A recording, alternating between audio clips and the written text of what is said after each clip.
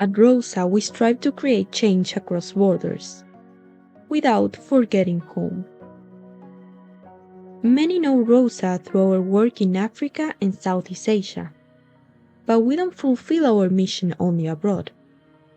Our community building activities are carried out also locally. From our green summer camps, first in Rome, then in Malta, Namibia, where Italian families experience learning through creativity, nature, and cultural exchange, to our Erasmus Plus project in Barcelona, where strangers of different generations became like family in just 1 week, and to our AI workshops for retirees, where technology became a way to preserve memories and connect generations.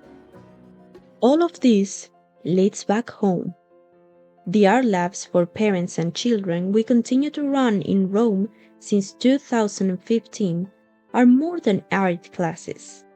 They are living spaces where different generations meet, create, and grow together, where children and parents learn side by side, where community is not an idea, it is something built through shared experiences. This is our Glocal impact, starting locally, reaching globally, and bringing those lessons back home. From Rome to the world, and from the world back to Rome. That's Rosa.